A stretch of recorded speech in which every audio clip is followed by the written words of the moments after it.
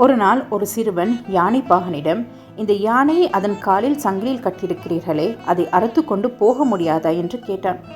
அதற்கு யானை பாகன் கூறினார், அதனால் அறுத்து கொண்டு போக முடியும், ஆனால் அப்படி போகாது என்றார். ஏன் என்று கேட்டபோது, அந்த யானை குட்டியாக இருந்த போதும் இதே போல் ஒரு சங்கிலியால் அதனை காலில் கட்டி போடுவார்களாம். அந்த குட்டியும் அதை அறுத்து கொண்டு ஓட எத்தனிக்குமா. ஆனால் முயன்று முயன்று போதிய வலு இல்லாத காரணத்தினால் நாளடைவில் அதன் முயற்சியை கைவிட்டு விடுமாம். நம்மளால் முடியாது என்றொரு மைண்ட் செட்டுக்கு வந்து விடுமாம்.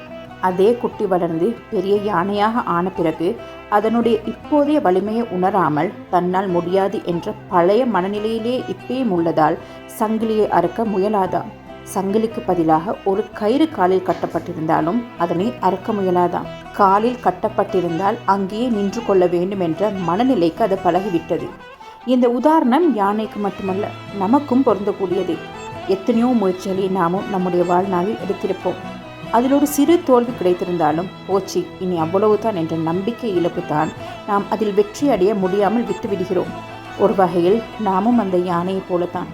எளிதாக அறுத்துவிடக்கூடிய கயிற்றை எப்படியும் தன்னால் அறுக்க முடியாது என்ற தன்னுடைய பழைய மைண்ட் செட்டிலே அந்த யானை இருந்து விடுகிறதோ, அதே போலத்தான் நாமும் பல சந்தர்ப்பங்களில் நம்மால் முடியாது, நமக்கு சரிப்பட்டு வராது, நமக்கெல்லாம் அது ரொம்ப பெரிய விஷயம் என்ற மைண்ட் செட் நம்மை மேலே வர பெரும் தடையாக அமைந்து விடுகின்றன. Your mindset is the lens through which you see the world. Change the lens and you change your reality.